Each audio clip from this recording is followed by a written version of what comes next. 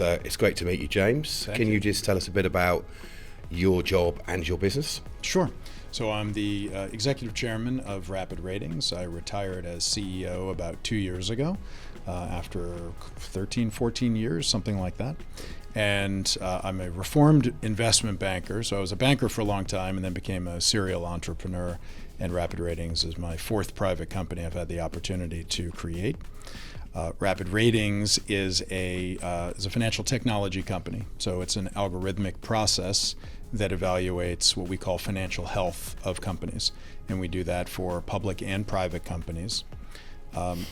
Our clients are using us for a variety of reasons to assess the counterparty risk of businesses that they work with. So companies across 25 plus industries, including banks, use us to understand their suppliers, vendors, and other third parties that they interact with. And a big portion of that is helping them to get financial statements from private companies to be able to go through our system and be evaluated. But ultimately, it's about having more resilient, stronger supply chains and counterparty groups by being able to understand the financial health of those companies. Okay, great, thank you. And the panel that you've just been a part of, could you summarize a couple of the key discussion points from that? Sure. The focus was resilience. And resilience is a word that's been around in supply chain now for a while, but it probably doesn't have one single definition. In general, the panelists were talking about the need to have continuity in their respective businesses and the ability to mitigate downside risk that emerges and can emerge from suppliers, while also protecting the supply chain going forward and putting it in a position where it can grow and be sustainable and be healthy. So resilience was the key theme. We had a lot of discussion and some very good questions about current market conditions, tariffs, of course. Tariffs and AI, they're in every discussion these days. In our case, we were talking about how the financial health deterioration of companies, particularly private companies around the world post-COVID and with the pressure of the trade wars and tariffs right now, are putting a lot of companies at risk, and how it is incredibly important for businesses to evaluate their suppliers across lots of risk domains, financial just being one, but being really an underpinning and underlying one. Sure. You were saying at the start of the chat that you have experience across a number of businesses, banking and other businesses that you've set up.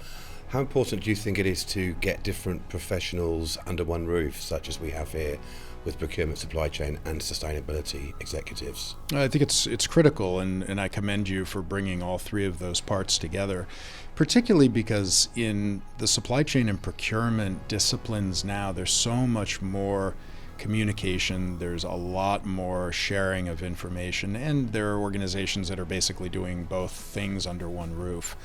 You add sustainability to that, which is obviously a more important, more recently topic. It is injected in basically every conversation about a supplier. So whether you're talking about bringing on new suppliers and identifying them, onboarding them, passing it over to supply chain to manage them over time, sustainability, resilience, and being able to differentiate critical suppliers from less critical suppliers, and taking all of the older risk areas, logistics, delivery, quality, and merging them in with all of the new things like cybersecurity and ESG and certainly financial risk. All of that has to be talked about under one roof. Yeah, sure. Thank you. And finally, it's early in the two-day event, but do you have any key takeaways to share? The eggs are great. I was very impressed with them. You're not the first person to say that. No, I think so far what I've found is a great level of engagement, very communicative people who are here trying to learn. The vendor community that's here is very productive in the conversations that they're having with people. So when you've got smart senior people who all come together and all want to share information and learn from each other, that's the recipe for success for an event like this, and I really think you've really nailed it.